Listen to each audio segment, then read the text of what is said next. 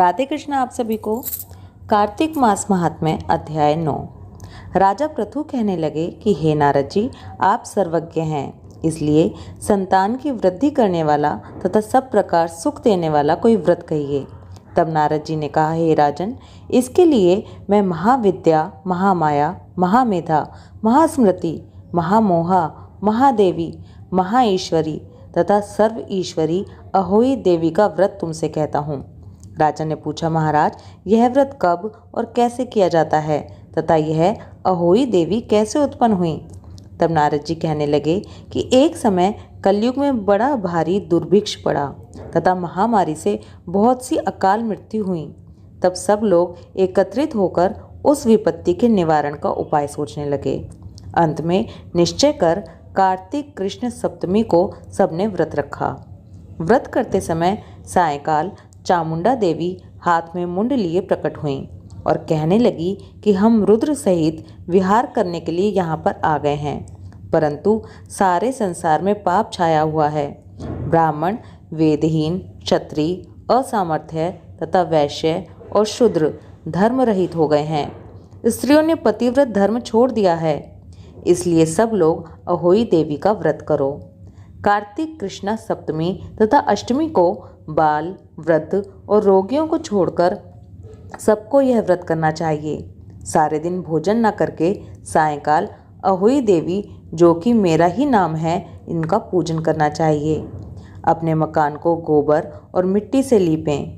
द्वार पर 4 रंगों काला, पीला, हरा और लाल, इनसे मेरी मूर्ति बनाएं। अच्छे सुंदर पकवान बनाकर मेरी पूजा करें। तभी एक धीवर की स्त्री कहने लगी कि हे माता, हम नीच लोगों का कर्तव्य भी बतलाएं। तब देवी ने कहा कि तुम लोग मेरे भक्त हो, सो सब लोग मेरा पूजन करके तेरी संतान को पूजेंगे तो उनकी पूजा सफल होगी, अन्यथा नहीं। मेरी पूजा के बाद कुम्हारिन तथा मालिन की भी पूजा होगी। ऐसा कहकर देवी अंतर्ध्यान हो गई। नारद जी कहने लगे कि हे राजन, इस प्रकार देवी के कथनानुसार सबने व्रत और पूजन किया तो सबके संकट दूर हो गए और सारा संसार सुखी हो गया।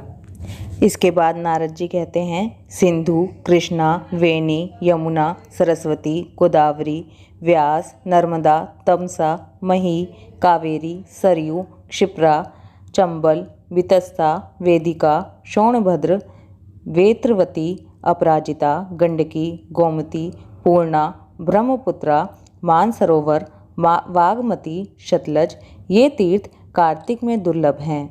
सब स्थलों से अधिक आर्याव्रत पुण्यदायक है। उससे भी कोल्हापुरी श्रेष्ठ है। कोल्हापुरी से श्रेष्ठ विष्णुकांची और शिवकांची हैं। उससे श्रेष्ठ है अनंत सेन का निवास स्थान वराह क्षेत्र। वराह क्षेत्र से चक्रक क्षेत्र और चक्रक क्षेत्र से अधिक पुण्यमय मुक्ति क्षेत्र है। उससे श्रेष्ठ अवंतीपुरी और अवंतीपुरी से श्रेष्ठ बद्रिकाश्रम है। बद्रिकाश्रम से अयोध्या, अयोध्या से गंगाद्वार, गंगाद्वार से कनखल और कनखल से भी श्रेष्ठ मथुरा है, क्योंकि कार्तिक में वहाँ स्वयं भगवान राधा कृष्ण स्नान करते हैं। मथुरा से भी श्रेष्ठ द्वारिका है। जिन्होंने भगवान गोविंद में अपने चित्त को लगा रखा है, उनके लिए द्वारका सूर्य समान पुण्य का प्रकाश करने वाली है। द्वारिका से भी श्रेष्ठ भागीरथी है। वह भी जहाँ विंध्य पर्वत से मिलती है, वहाँ अधिक श्रेष्ठ है। उससे 10 गुना पुण्य तीर्थराज प्रयाग में होता है। उससे श्रेष्ठ काशी है, जिसके आश्रय से गंगा जी भी मनुष्य के सब पापों का नाश करती है। काशी में पंचगंगा तीर्थ है, जो तीनों लोकों में विख्यात है। कार्तिक मास आने पर रौरव नरक में पड़े हुए पितर भी चिल्लाते हैं कि क्या हमारे वंश में कोई ऐसा भाग्यवान पैदा होगा जो पंचगंगा में जाकर हमारे लिए नरक से उद्धार करने वाला तर्पण करेगा।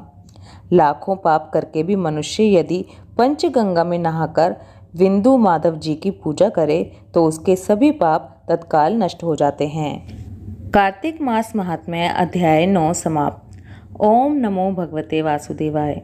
राधे कृष्णा।